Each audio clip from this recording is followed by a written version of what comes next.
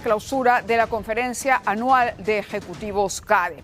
Se había invitado a algunos candidatos a la presidencia, únicamente aceptaron la invitación Rafael López Aliaga de Renovación Popular y Alfonso López Chau. Ellos participaron, ¿no? Y hubo un momento, cada uno presentó, digamos, en resumen, cuáles eran sus propuestas, ¿no? López Aliaga insistió, por ejemplo, en el retorno a la unicameralidad y fue acaso el protagonista del momento más tenso cuando era interrogado por el señor Carlos Gálvez, director de la Sociedad Minera El Brocal, quien le reclamó la presencia de representantes de la minería informal en la militancia del partido que lidera, en la militancia de Renovación Popular. Escuchemos parte de lo que fue la respuesta del exalcalde Rafael López Aliaga. Pruébame que tengo un minero ilegal, por favor. Te pago $100.000 por cada minero ilegal. Que tú me demuestres. Te lo pago. Y tú no me pagas nada. ¿Ya? Te lo pongo. Te lo pongo. Un minero ilegal que yo tengo. Uno. ¿Ya? Los que había de Confemín han sido expulsados. Yo detecté a uno o dos. A Becker, creo que era el jefe de toda esta gente. Lo chapé en una operación rara, para afuera. A mí no me tiembla la mano, hermano. Yo he gerenciado más de 45 años, grupos de más de 10.000 personas. No me tiembla la mano. Tengo una línea de trabajo. ¿Ya? Y estoy en política por responsabilidad con mi país. Porque hay poca gente que asume este rol. ¿Ya? Se parten de miedo. Esa es la verdad. A ver, ¿por qué le preguntaron sobre la presencia de mineros informales o ilegales en Renovación Popular al señor Rafael López Aliaga? Esto guarda relación con un reportaje que en su momento visibilizó, en efecto, que los dirigentes de Confemín formaban parte, se habían inscrito, estaban inscritos. Ahí hay una historia que quedó en evidencia. Luego, finalmente, el señor Becker, uno de los rostros más visibles de Confemín, se apartó.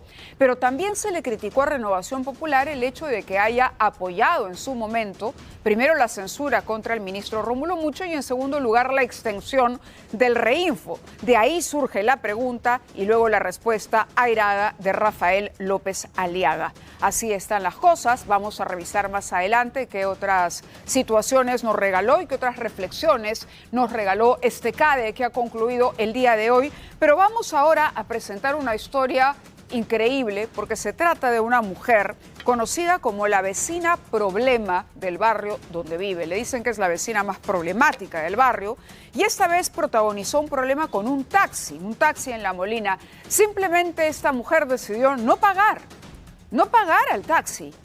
Es decir, tomó el servicio, llegó a su destino, pero cuando había que abrir la billetera y desembolsar para compensar el servicio, no lo quiso hacer y vean ustedes lo que ocurrió.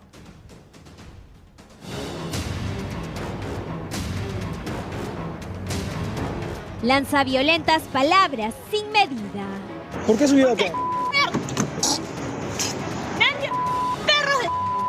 Escupe a un sereno y patea a quien se le ponga enfrente.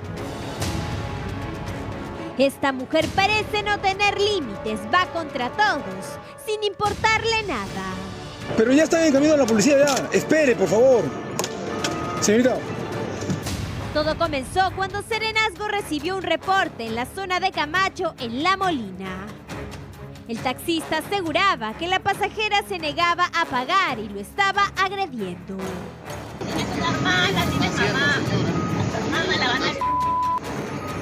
Cuando llegaron los serenos, la escena confirma la versión del hombre. Tatiana Pamela Carbo Palomino no demoró en mostrar su carácter violento. Regrese a la unidad donde estaba. ¿Por qué subió acá?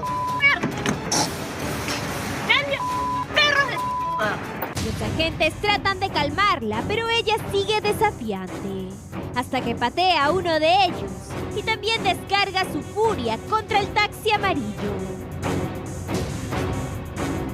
El conductor Alfredo Soto Gutiérrez termina reaccionando y la agrede también. Todo quedó grabado por las cámaras de seguridad del distrito. Como no podían controlarla, piden apoyo policial. Pero mientras esperaban, Tatiana empezó a destrozar el vehículo del serenazgo. Escupió al sereno y lanzó tremendas lisuras. ¿Por qué subió acá? Finalmente llegó la policía y el caso pasó a manos de la comisaría de Santa Felicia. Buscamos su versión en la dirección registrada, pero nos dijeron que ya no vive ahí. Lo cierto es que esta mujer, que en redes se muestra risueña, tiene un historial de denuncias que se remonta al 2012. Agresiones verbales y físicas, incluso contra su propia madre. Una cara en las redes y otra muy distinta cuando se deja llevar por la ira. Bueno, y la verdad es sorprendente porque nosotros presentábamos la nota, ¿no?, básicamente contándoles que ella se había negado a pagar por el servicio de taxi, pero ustedes han visto el informe, vean en todo lo que desencadenó esta situación, porque le mete una patada a un sereno, luego intenta romper. Vean las imágenes, realmente uno podría incluso poner en tela de juicio, ¿no?, su salud, su equilibrio emocional. Escupe, ¿no?, a miembros de serenazgo, ¿no?, patea a uno, sube a la camioneta y luego intenta hacer daño también, romper dentro de la ventana, ¿no? La actitud es desafiante en todo momento, tiene que intervenir la policía. Hay denuncias anteriores que la vinculan también a situaciones violentas, incluso para con su propia madre. Yo no sé si ella nos esté viendo en este momento, esta vecina, Tatiana, entendemos ese el nombre de esta persona, que aparece en las redes sociales, como decía nuestra periodista, con una imagen más bien de persona sosegada y tranquila. Pero, a ver, yo creo que hay más de un motivo por el cual ella debería, como mínimo, disculparse. No sabemos cuál es su situación en este momento, si está detenida. Vamos a verificar si está detenida o no, porque aquí hay una falta de respeto y resistencia a la autoridad, sin duda. Uno tiene que hacerse responsable de sus actos y esta es la imagen. No sé si ella tenga hijos o no, pero este es el ejemplo que finalmente ha dejado. Hoy se graba, hay que saber conducirse cuando la autoridad interviene y saber mantener el control de las emociones. Es algo fundamental para el civismo. Bueno, vamos a dejarlo ahí y esperamos de pronto, y hay respuestas, ¿no? Y hay sobre todo una disculpa por parte de esta vecina. Pero hablemos ahora del Instituto Nacional Penitenciario, el INPE, que realizó un operativo de requisa y apagón eléctrico, así se denomina esto, en el penal Miguel Castro Castro, en el marco, como ustedes saben, de la declaración de estado de emergencia en Lima Metropolitana y en el Callao, y como parte de las acciones que han emprendido las autoridades para luchar contra la extorsión, contra el sicariato y el crimen organizado. Participaron más de 30 agentes del Grupo de Operaciones Especiales del INPE, 20 servidores penitenciarios también en la intervención que se desarrolló básicamente en el pabellón número 7. Durante la jornada se revisó exhaustivamente cada celda, el patio o los patios, las cocinas, los pasadizos, además la revisión corporal de los internos, ¿no? Es decir, chequear si tenían algo escondido, ¿no?, en la ropa que llevaban puesta, por ejemplo, ¿no?, para cumplir con los protocolos de seguridad establecidos. Y están viendo ustedes las imágenes de lo que se halló, ¿no? Ahí hay un teléfono celular, como hemos visto en otras ocasiones, ¿no? Estos son como conectores, ¿no? Son cables eléctricos, me parece, ¿no? Conexiones, algunas clandestinas, seguramente, porque vemos ahí que las están terminando. Parece, sí, parece, en efecto, parece conexión a teléfono, ¿no?, o a internet, de pronto, para tener servicio de internet. Todo esto en las celdas, vean ahí.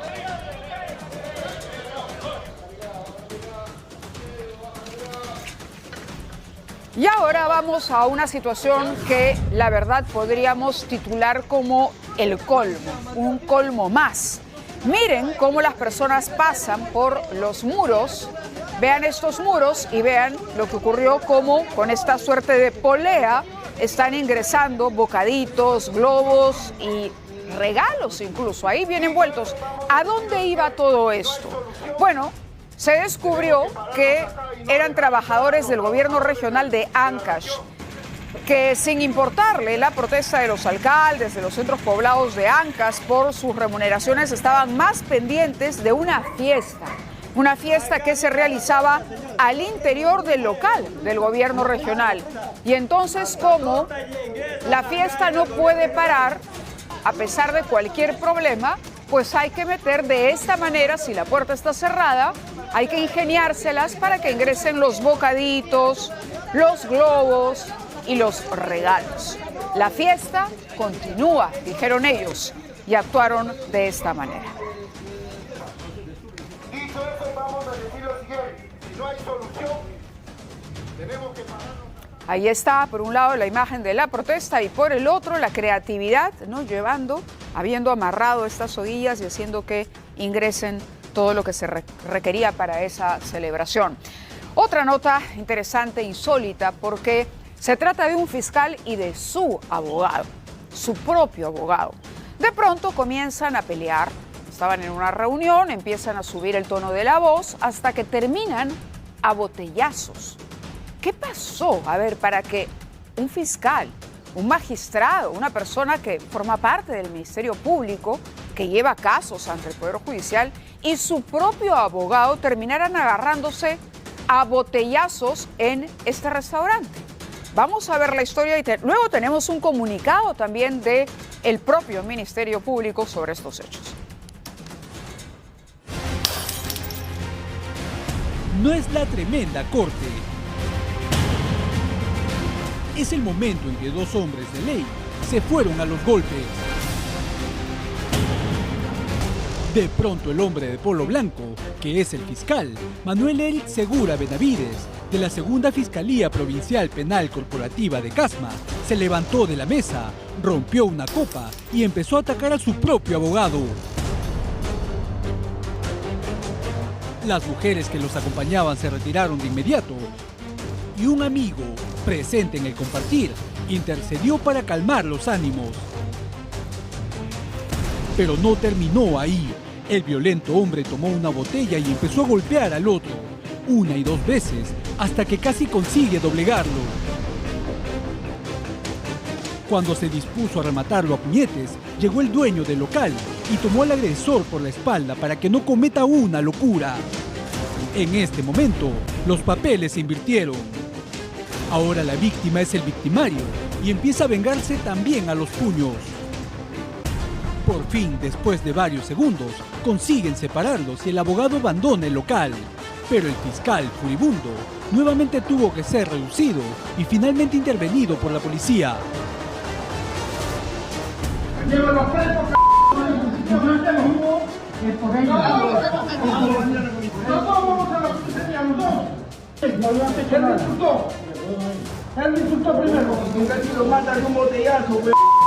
Ambos están bajo custodia policial por 48 horas.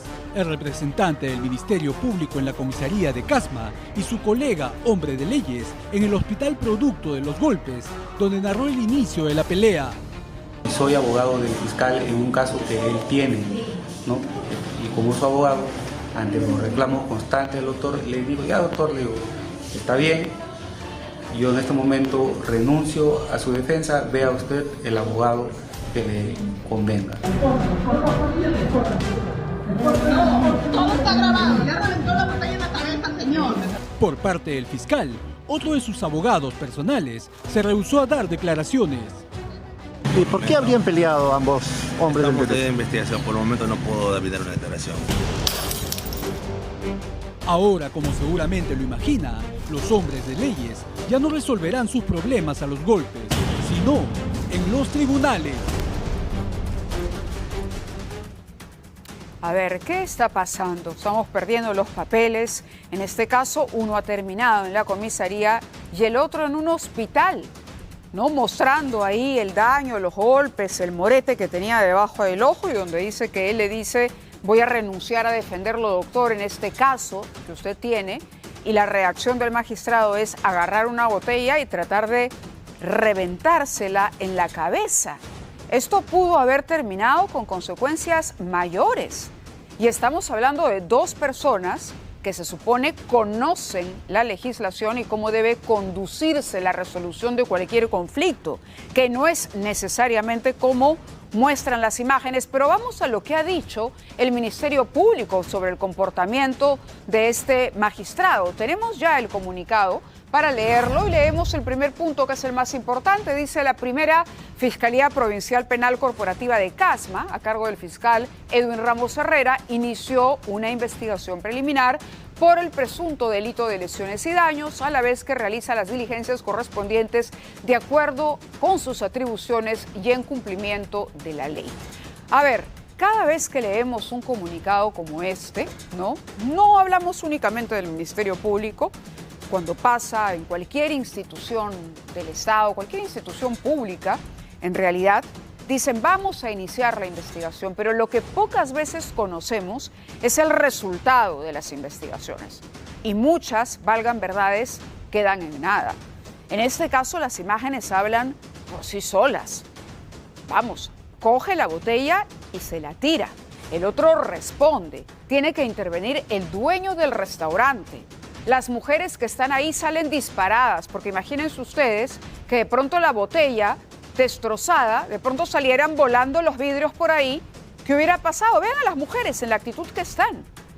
No creo que cuando hablan de presunta lesión, bueno, es evidente, hay un certificado médico, imagino yo, del que quedó, quién inició y cómo, pero ese señor que ven ustedes de camiseta blanca, agarrando la botella, chancando la mesa y luego agarrando a botellazos a tutti limundi, es un fiscal. Es un fiscal. Van a iniciar una investigación. ¿Cuánto va a durar? ¿Lo han separado entre tanto dura la investigación? ¿Qué hacen ahora? ¿Sigue despachando ese señor? ¿Mañana puede ir al Ministerio Público como si nada? A ver, un poquito más de seriedad y de celeridad, ¿no? Por parte de las instituciones cuando se presentan asuntos tan bochornosos como el que acabamos de ver. La Panamericana Sur, vamos a la Panamericana Sur. ¿Qué pasó en Paracas? Se cubrió de polvo y arena. Miren ustedes las imágenes que dejan los fuertes vientos Paracas.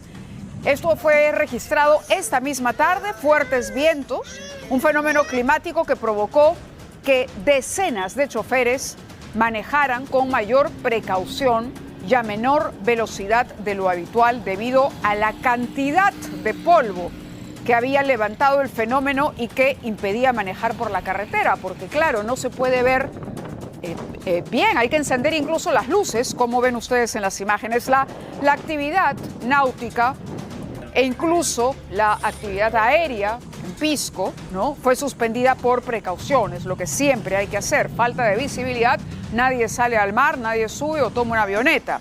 Mientras los comerciantes cerraron sus negocios y las embarcaciones turísticas también cancelaron las visitas a las Islas Ballestas. Los pescadores artesanales fueron advertidos por la Capitanía del Puerto de Pisco.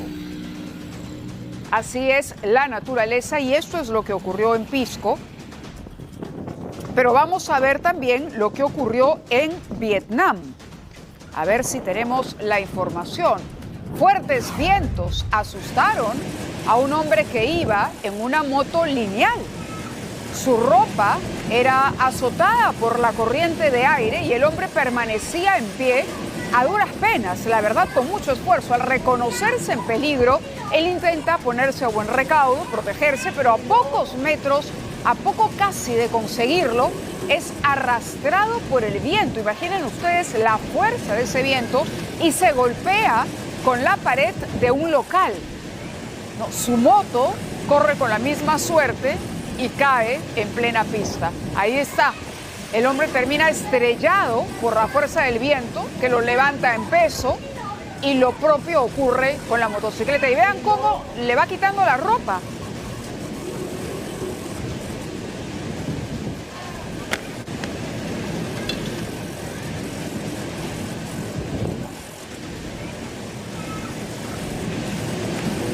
Pero estuvo así de conseguirlo, ¿no? Estuvo así casi muy cerca ahí de cubrirse. Creía que con este pequeño techo se iba a proteger, pero no lo consiguió y ahí están las consecuencias. Regresamos ahora a nuestro país porque el 31 de diciembre, ustedes recordarán, 31 de diciembre de 2024, casi año nuevo, extorsionadores, para variar, asesinaron al dueño de un car wash. El asunto fue muy comentado, muy publicitado. Dejaron herido además a su hijo de solo 15 años, un jovencito. Los delincuentes le exigían al propietario de este servicio de lavado de autos 10.000 soles y como no pagó 5.000, le faltaron 5.000 para cumplir con lo que le exigían, lo asesinaron a balazos.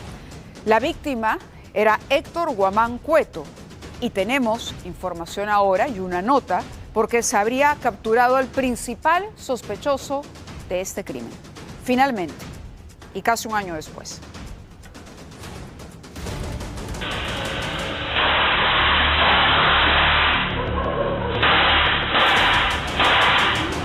Bala tras bala, plomo tras plomo, una carnicería que parecía interminable. Un ataque salvaje y sin compasión ocurrido en un car wash y que, como muchos otros crímenes, parecía quedaría impune.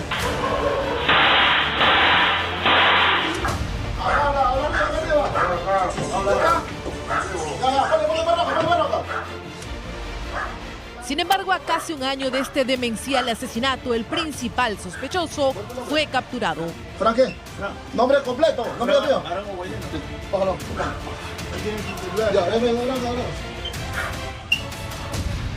Aquella mañana sangrienta, vísperas de Año Nuevo, Héctor Guamán Cueto se encontraba limpiando una camioneta al interior de su negocio en Atevitarte. De pronto, dos depredadores armados ingresan directo a matar.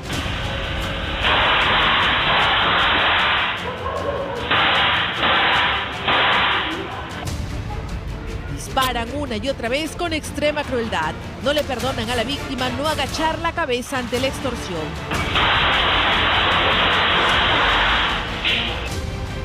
En el atentado, el hijo de 15 años del comerciante también resultaba herido.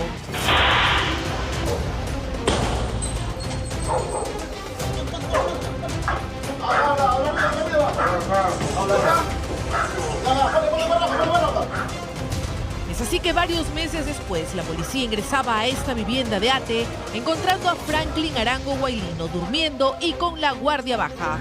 ¿Cuál es tu nombre? Franque, nombre completo, nombre mío.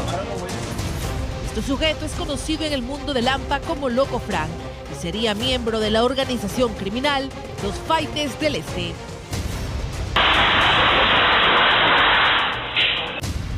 Esta banda estaría detrás de la ola extorsiva en Lima Este, especialmente en Huaycán, y también de colectiveros informales que cubren la ruta Huaycán-Huancayo. Se estima que amasaban 100.000 soles semanales. Junto a Loco Frank se intervino a Mailé Zulín Espinosa Condor. En la vivienda además se hallaron municiones, armas, cartuchos de dinamita y hasta motos lineales. La prueba de que la justicia tarda, pero llega.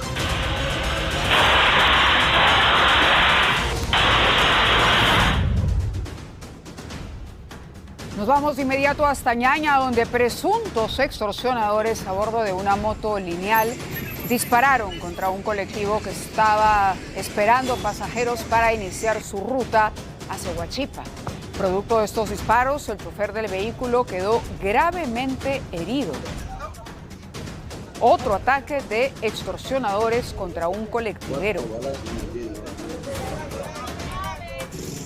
Estas son las imágenes de la cámara de seguridad. Eran dos a bordo de la moto. Se escucha claramente, ¿no?, los disparos, el sonido de los disparos, justamente del lado del piloto. Los pasajeros salen disparados, por supuesto, de esta unidad. Vean ustedes, ¿no? Estaban esperando la llegada de más pasajeros, pero los que ya estaban dentro vieron esto y salieron volando, ¿no? El vehículo se encontraba estacionado en una esquina cuando aparecen dos delincuentes a bordo de esa moto, se acercan a la ventana del chofer y disparan directamente, con total sangre fría. Y los pasajeros de la minivan bajan completamente asustados, temerosos por lo que estaba ocurriendo, ¿no?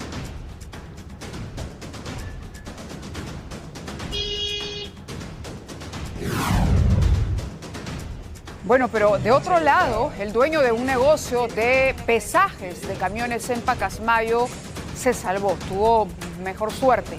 Se salvó del ataque de un delincuente tras el fallo, tras el disparo que hizo pero falló. El criminal llegó al local a bordo de una moto lineal junto a un cómplice. Fue directo hacia la víctima, pero la pistola, perdónenme, sufrió un desperfecto, falló al momento del ataque, hasta en 2 ocasiones, no funcionó. Inmediatamente el dueño del negocio entonces aprovecha, se da cuenta, sale corriendo hasta la calle y huye de los delincuentes. La suerte estuvo de su lado esta vez.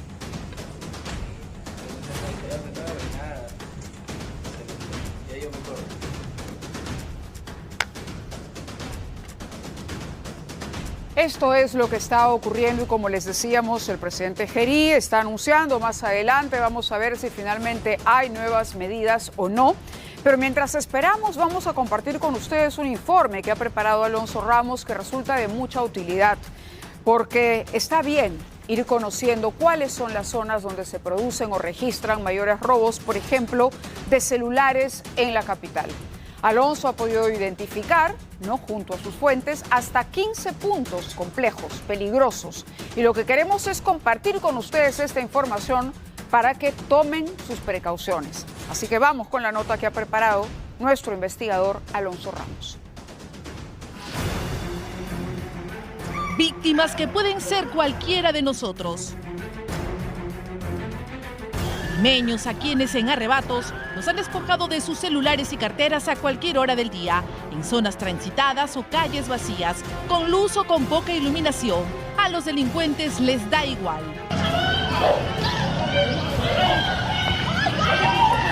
Episodios del horror que hace que uno salga a la calle con el corazón en la mano y donde no se respeta ni a las madres que sacan a sus hijos a la calle.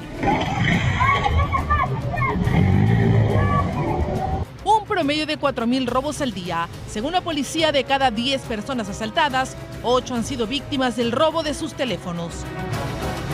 En el mismo estudio, la policía identificó en el mapa del calor de la criminalidad en Lima a las 15 calles más peligrosas en Lima, donde un asalto puede ser seguro. Esta es la cara visible de la delincuencia en las cuadras 6 y 7 del Jirón Caylloma Cercado, según la policía. Personas de mal vivir que tienen aterrorizados a los vecinos, como la dueña de este restaurante. Todos los días, no sé de dónde, miércoles vienen, pero vienen joven. ¿Son de la zona o...? No sé de dónde vienen. Cantidad joven vienen acá. Ahora a mí también me han intentado de robar, todo esto. Sí, joven me han intentado de robar y yo tengo que dormir acá. Si Caylloma es un punto crítico para la policía y los vecinos, también lo es la avenida Las Palmeras en Los Olivos. Estos vecinos dicen que los robos son el pan de cada día en ese punto. Viene una moto acompañada con alguien que tiene casco y te arrancha el teléfono y se van así.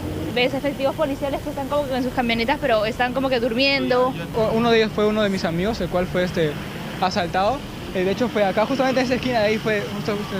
Pero es que en esta parte tampoco no hay mucha seguridad. Puede estar la municipalidad ahí, pero no hay casi serenazgo rodando por acá.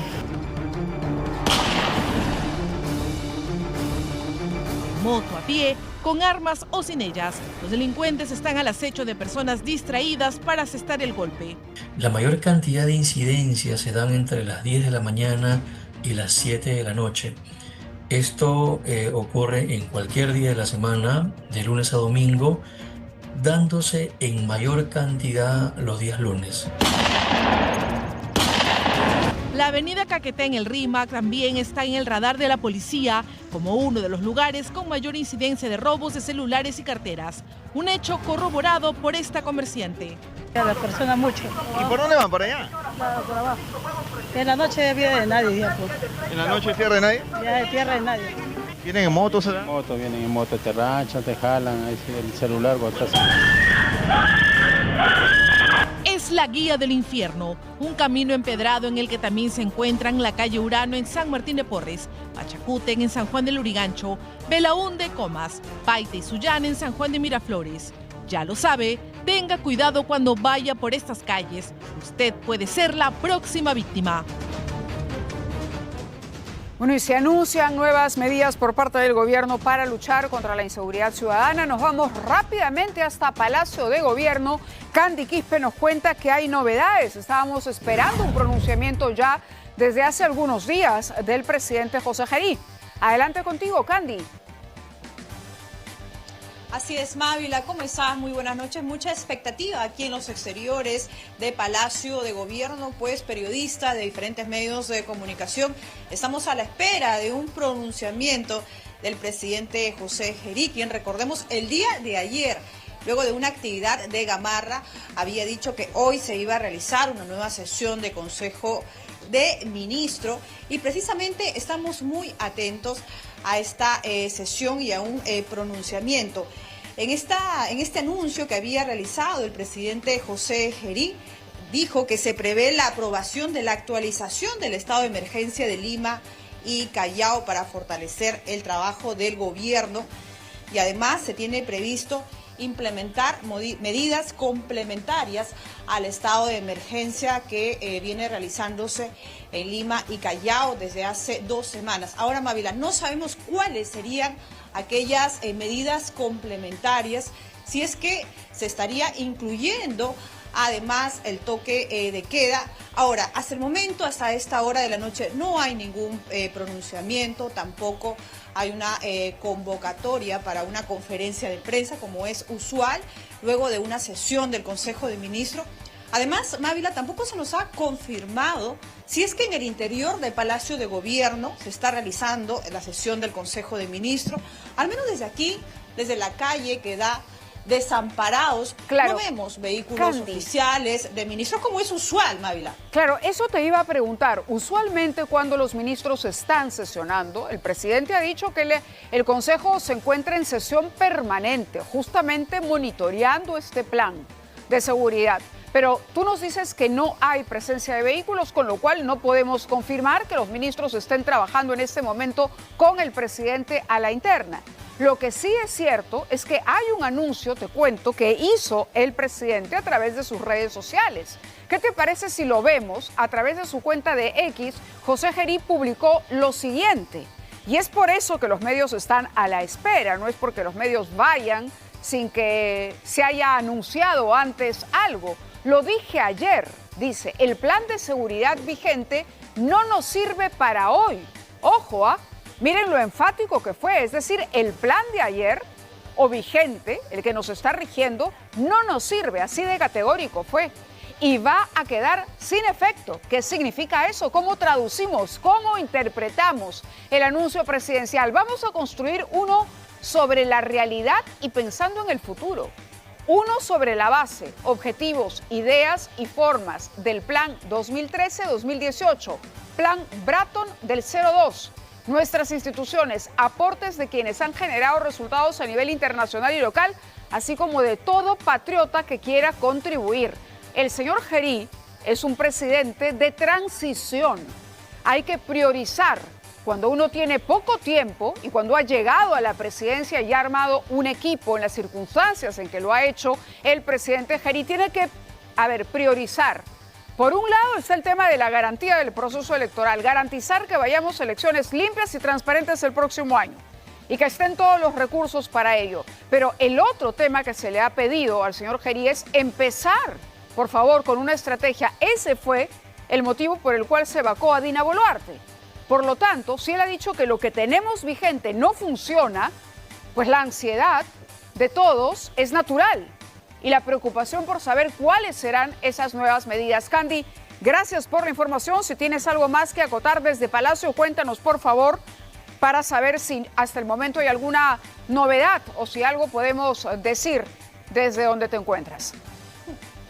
No, Mávila, mucho hermetismo. Nosotros vamos a estar a la espera, efectivamente, si es que hay una convocatoria de prensa para que nos dé mayores detalles sobre este anunciada sesión de Consejo de Ministros y si es que definitivamente se anuncian nuevas medidas en cuanto a seguridad ciudadana. De acuerdo, muchísimas gracias a Candy. Eso es lo que ocurre en este momento en vivo en Palacio de Gobierno. Hermetismo total, pero, no se pierda. Más adelante tenemos a propósito de inseguridad. Y aquí lo hemos dicho, Aquí lo dijimos porque tenemos un equipo que ha profundizado en el tema del crimen organizado y que investiga las extorsiones desde que eran un fenómeno que alguna autoridad miraba todavía como algo marginal. ¿Correcto? Aquí dijimos, esto va a avanzar.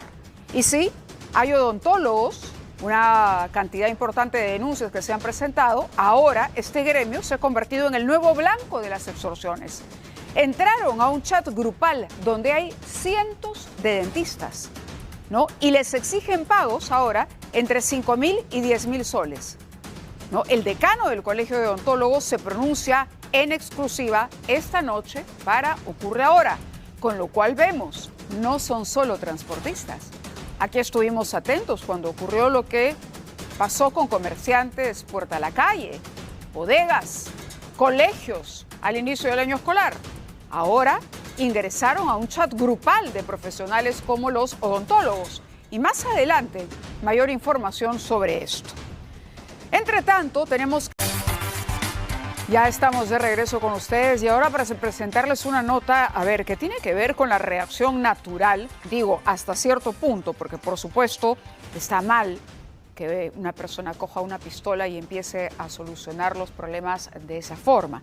Pero decía que hasta cierto punto es una reacción, ¿no? Dada la situación de inseguridad que hay, los robos, la cantidad de asaltos y robos de camionetas que hemos presentado en los últimos días, es la historia de una familia que sale a defender lo suyo, pero armada. Entonces, ojo a dónde estamos llegando. Si el Estado no nos puede garantizar la seguridad, miren ustedes lo que esto puede ser realmente peligroso. Pero vayamos a ver la nota. Corrieron por sus vidas. Son avesados delincuentes que fueron por lana y salieron trasquilados. 2 pistoleros los hicieron huir a balazos. Ocurrió en Villa María del Triunfo. Es de noche, una calle tranquila al parecer. Esta familia baja de su camioneta directo hacia su casa. Pero ojo, de pronto llega este sujeto por delante y este otro por detrás. Los tienen acorralados. En cuestión de segundos se escuchan gritos.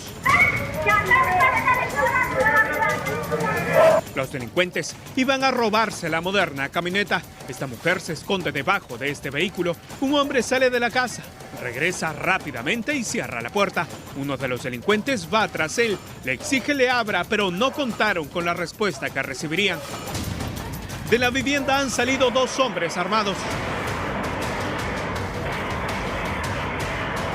Son al menos unos 20 disparos contra los delincuentes. Asustados, uno de ellos corre hacia este carro blanco, cómplice de la banda. Mientras que este otro, que ya estaba sentado en el asiento del conductor, huye desesperado al vehículo de los criminales. La familia está angustiada, se han salvado de milagro. Todos corren hacia adentro de la casa, temen que puedan volver a regresar, pero esta vez ya no para robarles, sino para matarlos.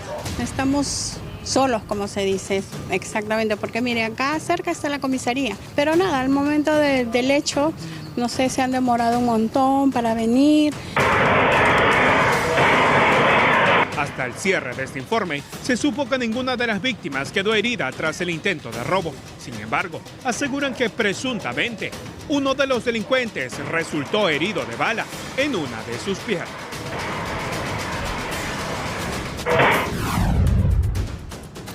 Y en el marco del estado de emergencia, agentes de la Policía Nacional capturaron a 3 presuntos integrantes de los Murci de Ventanilla, una banda criminal vinculada a diversos delitos. Hablamos de extorsión, de sicariato, tenencia ilegal de armas de fuego. Un operativo realizado en la urbanización Satélite en el distrito de Ventanilla, en el Callao. Las fuerzas del orden detuvieron a 3 sujetos, una pistola con silenciador, municiones, 4 celulares, diversos documentos, un operativo encabezado por el general Víctor Reboredo. ¿Es general ya Víctor Reboredo? Pregunto. Lo conocimos como el coronel Reboredo, pero bueno. Jefe de la recién creada División de Investigación de Extorsiones, ¿no? Es una de las primeras acciones. Coronel Reboredo, estábamos en lo correcto, el coronel Reboredo está a cargo de este grupo especial que se ha creado con cuadros especializados en investigación y que ha tenido, bueno, en esto que están ustedes viendo, una primera intervención exitosa. Escuchemos. Exitoso operativo de personas que también se dedicaban a este mismo diagnóstico de la extorsión.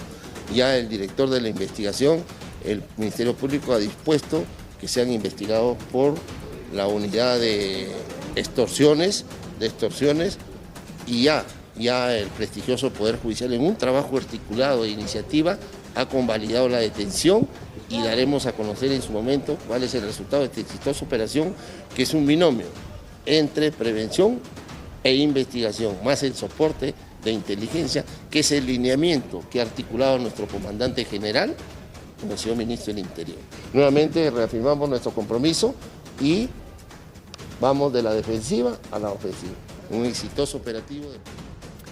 Y vamos a leer cuál ha sido la respuesta del gobierno de Claudia Sheinbaum a través de la cuenta de su Ministerio de Relaciones Exteriores. Y dice: el gobierno de México rechaza la declaración de persona no grata contra la presidenta de los Estados Unidos mexicanos, Claudia Sheinbaum Pardo, aprobada por el Congreso del Perú en esta fecha al estar motivada por planteamientos falsos. México no ha intervenido en modo alguno en los asuntos internos del Perú, fiel a sus principios normativos y a su sólida tradición diplomática. México reitera que la concesión de asilo a la ciudadana Betsy Chávez Chino se decidió en estricto apego al derecho internacional aplicable en la materia, el cual resulta vinculante tanto para México como para Perú. Asimismo, recuerda que la Asamblea General de la Organización de las Naciones Unidas ha declarado que el asilo político es un acto pacífico y humanitario que no puede ser considerado inamistoso por ningún otro Estado. Es lo que ha dicho a través de su Cancillería el gobierno mexicano, rechazando la decisión del Congreso de declarar a la presidenta como persona no grata. Vamos a esperar qué es lo que ocurra mañana, por supuesto, cuando tengamos finalmente una decisión del gobierno sobre el asunto del salvoconducto. Muy bien, vamos ahora a tocar el tema que también veníamos anunciando, porque cuando hablamos de crimen organizado, ¿no? Hablamos de cómo, por ejemplo, primero se accede a la información personal, a la información, a los teléfonos. Las extorsiones comienzan o han comenzado, ¿no?, con mensajes atemorizantes enviados a través de WhatsApp. Y lo primero que uno hace cuando recibe un mensaje es cómo accedieron, cómo saben, cómo conocen, cómo me muevo, cómo trabajo, cuánto gano o quién es y dónde vive mi familia. Esta vez el blanco han sido cientos de odontólogos agrupados en un chat, ¿no? Médicos y universitarios que han sido hackeados. El informe completo, la investigación sobre lo que está ocurriendo en el informe de Jessica Lara.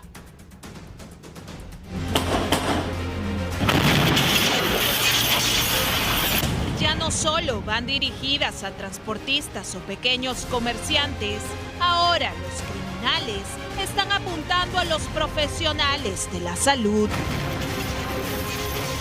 Es el caso de los odontólogos de todo el país, quienes hoy o han tenido que cerrar sus consultorios o han accedido a pagos exorbitantes exigidos por los delincuentes.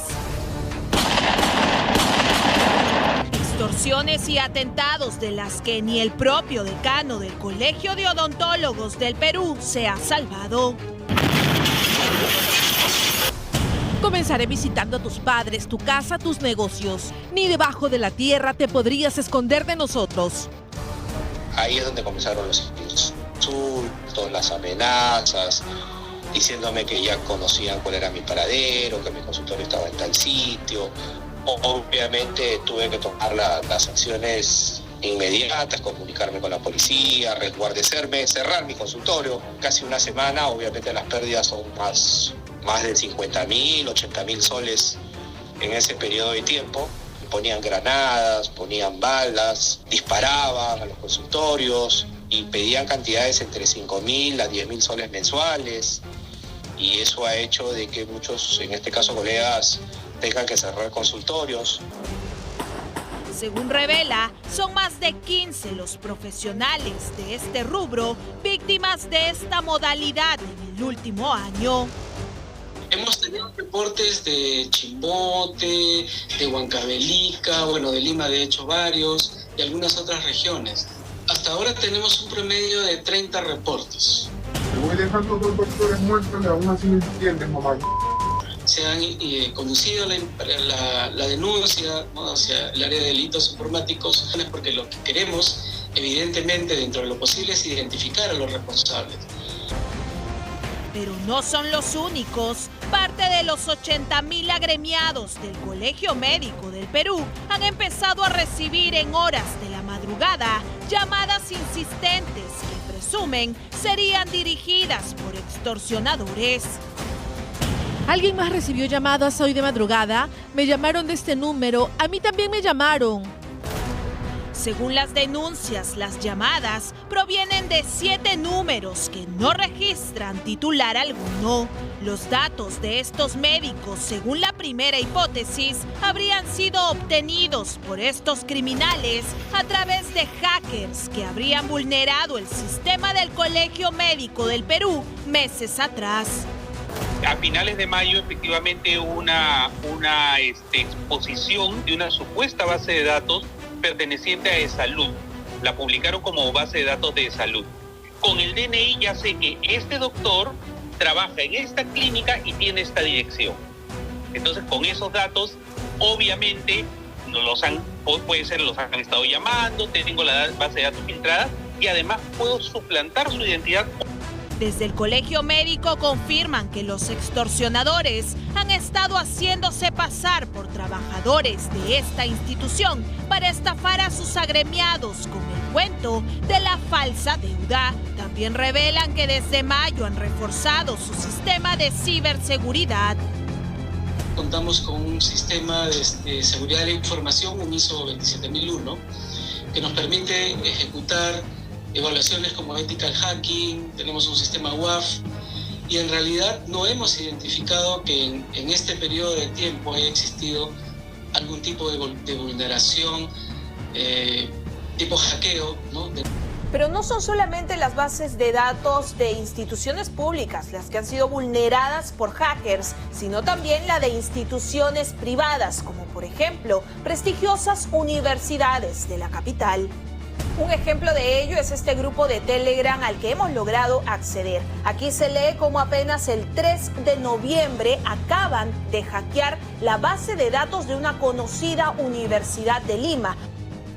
Al descargar este archivo, no solo encontramos las fotografías de los estudiantes, sino también un Excel con nombres, DNI, códigos, correos y hasta la dirección de 147.000 estudiantes. Una base de datos actualizada y verídica donde incluso encontramos información de una integrante de este programa. En este grupo también se han publicado los datos de 55.000 alumnos de la Universidad Nacional Mayor de San Marcos. Aquí aseguran que el 22 de octubre, en apenas 1 minuto con 8 segundos, han logrado vulnerar la base de datos de esta universidad. Y muchas veces las organizaciones no invierten en capacitar a su personal. Entonces van quedándose atrasados en el tiempo porque están en la operación, en el día a día, mientras los hackers están avanzando en sus nuevos conocimientos y nuevas formas de ataque. Nuestros técnicos están generalmente subvaluados, poco preparados y no hay en la cantidad suficiente. Precarias inversiones en temas de ciberseguridad en entidades claves como bancos, ministerios y hasta el mismo RENIEC, que siguen dejando los datos más sensibles de millones y millones de peruanos a merced de la criminalidad. Ahí está. Esos son los hechos. Así actúa el crimen. Mientras nosotros vamos a paso de tortuga, ellos parece que van mucho más rápido y se adelantan. Y hackean y empiezan ya, sin reparo, con sangre fría.